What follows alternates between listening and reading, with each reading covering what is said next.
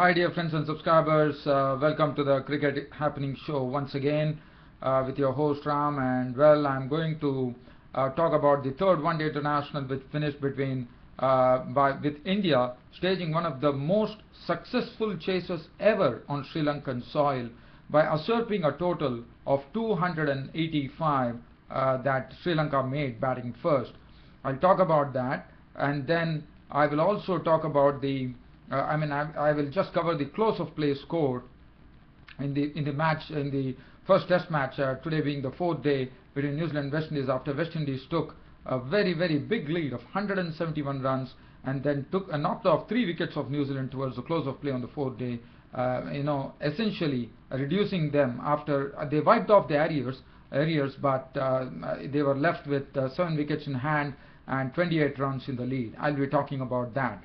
But first, let's look at the third one-day international between Sri Lanka and India, where India staged one of the most successful chases ever by any international team on Sri Lankan soil, by actually winning this match and taking a 2-1 lead in the series.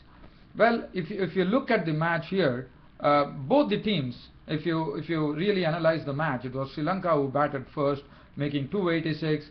India made 288 for 5. It was a very close game, but suresh, raina and pathan guided India through to victory there. And if you look at both the teams, how they played, you would look that there's a lot of similarities. While I do the report, you yourself will find out those similarities going on.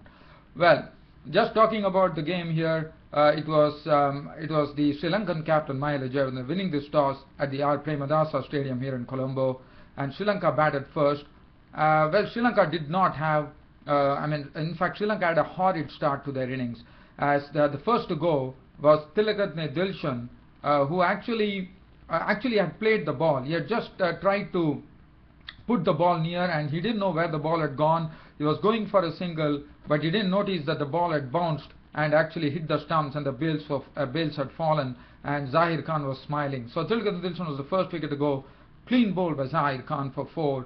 And Zahir Khan also had the wicket of the other opener, Upul Taranga, as he slashed at a ball from Zahir Khan. Initially hit him for a boundary, but Zahir Khan was too smart for him, as Taranga tried one too many. And Dhoni, in fact, it was a wide delivery from Khan, and Taranga tried to play a shot through point, and he just got a thick outside edge, and Dhoni took a very good catch behind the stumps, and he was gone for 8. And more problems to follow for Sri Lanka, as then they were reduced to 20 for 3 when Dinesh Chandimal, who was really searching for the ball, finally was out. He was LBW bowled Irfan Pathan. Irfan Pathan had him plumb in front, and that reduced Sri Lanka to 20 for 3. After that, the two stalwarts, Sangakkara and Jayawardene, were in the middle, and they were doing a wonderful job. They were doing a fine job of nursing their team to safety, and they were doing it very well, with Sangakkara really relying on only nudges and pushes, Jayawardene playing the odd boundary, but also, as I said, both of them are such experts in doing that, and they were doing it very well until this happened, when there was a very good partnership going. In fact, it was a partnership which had already yielded 121 runs with lots of, you know what Sangakkara and Jayawardene can do. They are the experts as far as these conditions are concerned, and whatever be the situation, as you know, they are experienced stalwarts, and that's what they did, and they were doing it well until this happened in the 30th over, when today the person who broke the stand was Rahul Sharma. Now, Rahul Sharma was playing because Pragyan Ojha was injured. Rahul Sharma,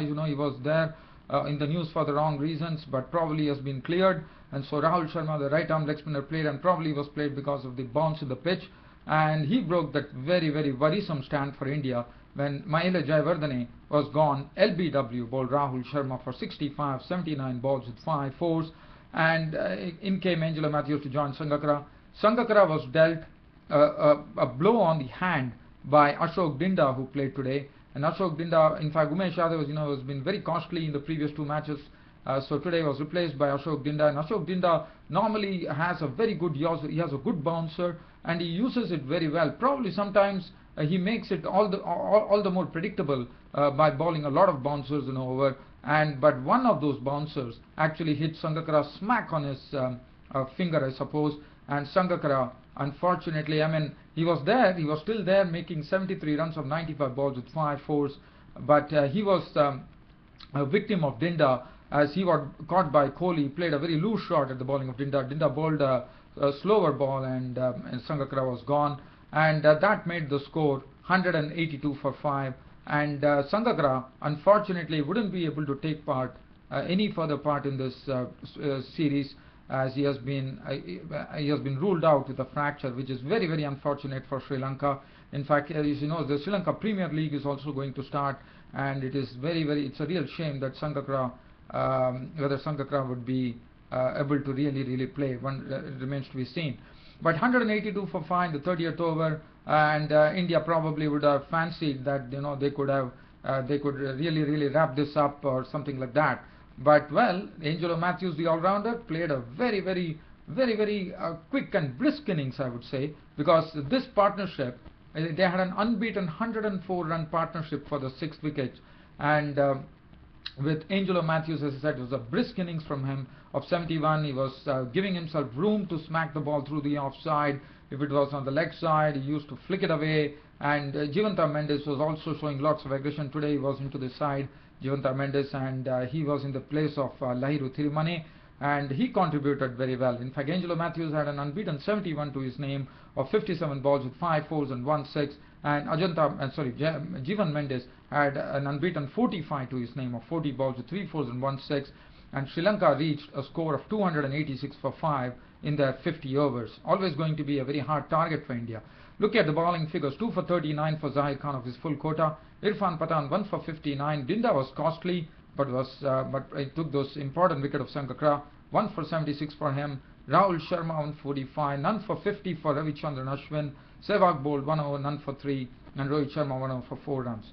As far as Indian innings were concerned, India also almost went the way of Sri Lanka, as Virendra Sehwag actually played a shot right from where he stood. In fact, Tisra Pereira was given the new ball today to share with Lasith Malinga, and Tisra Pereira secured the breakthrough for them by dismissing getting this most important wicket of Virendra Sehwag. As you know, 286, you always require Sehwag to fire, but Sehwag was an early victim today. He was caught by the substitute Senanaike. Sehwag grimly, he just tried to smoke the ball through the offside, and the substitute Senanaike picked up a catch of the bowling of Pereira, and Sehwag was walking for 3. That was the first wicket to go. 8 for 1, India chasing 286.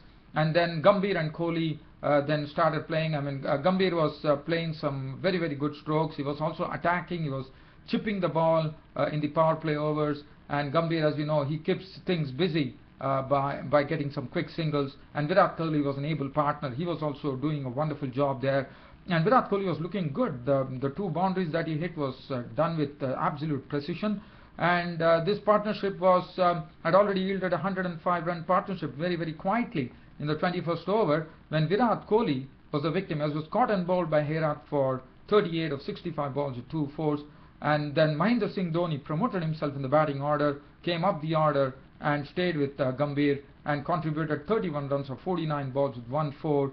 And everything was going well. From 113, that pushed the score on to 180, as Gambhir was just was playing his strokes, and he was also nudging the singles, the twos.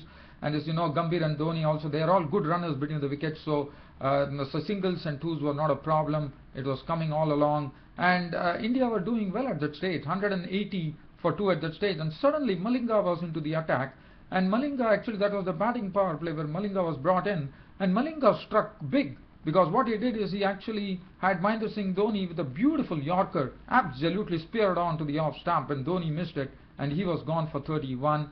And Rohit Sharma came in, and the very next ball, the very first ball that he faced, Rohit Sharma got a toe crusher from Malinga, which actually wrapped him on the toe, and he was plumb in front. And Rohit Sharma had a very I would say very sorry walk back to the pavilion. But unfortunately for Rohit Sharma, his form has been a big question mark, and India were reduced from 184 to 184, and suddenly pressure started building on India when Gautam Gambhir needlessly was run out going for a single. His partner at the other end was Suresh Raina, and Gautam Gambhir got himself run out, but not before making his 11th one-day century, 102 of 101 balls with 10 fours. Now he has lots of centuries against Sri Lanka. Gambhir has, it has been a happy hunting place for him, Sri Lanka. So Gambhir had 102 to his name, and then it was left to Suresh, Raina and Pathan, and then it looked like it was a very tall task because 91 runs were required in a space of 12 overs, and India had only 5 wickets in hand. As I said, now you could see the similarities that happened between India and Sri Lanka. For them, it was Ajanta Mendes and it was Angelo Matthews and Jivanta Mendes, and for India today it was Suresh Raina and Irfan Pathan.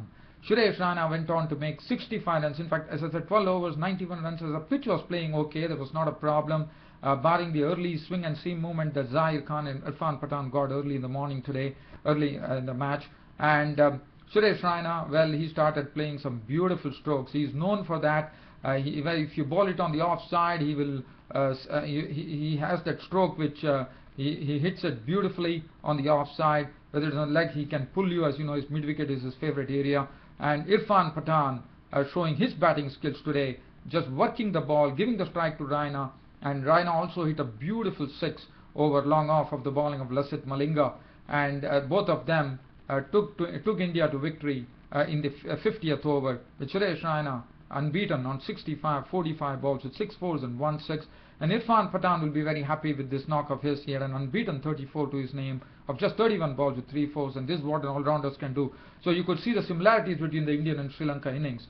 But India were home, and as I said, this was the most successful run chase ever done by any team on Sri Lankan soil, chasing 280 runs.